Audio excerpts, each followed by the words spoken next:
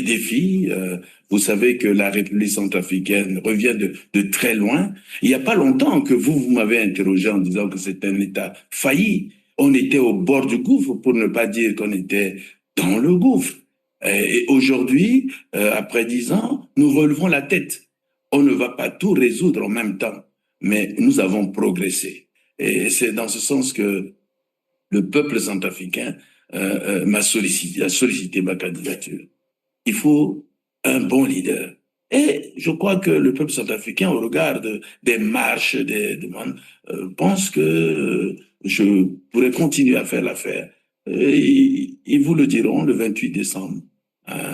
J'ai confiance, vous dire, j'ai confiance.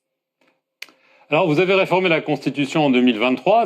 Alors, vous vous présentez. Alors, pourquoi cette nouvelle candidature, hein? L'opinion souligne à volonté votre échec économique, affirmant que la pauvreté augmente, il n'y a pas de route, pas d'école, pas d'hôpitaux construits.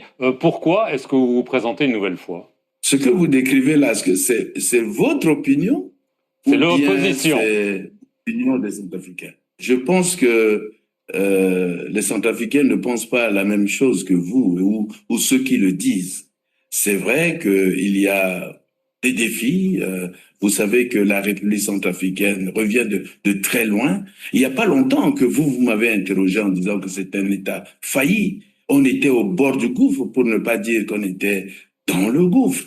Et aujourd'hui, après 10 ans, nous relevons la tête.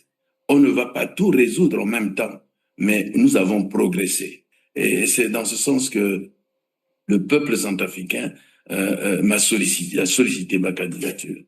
Il faut un bon leader.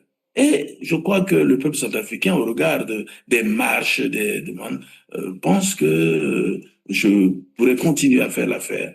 Ils vous le diront le 28 décembre. J'ai confiance, vous dire, j'ai confiance.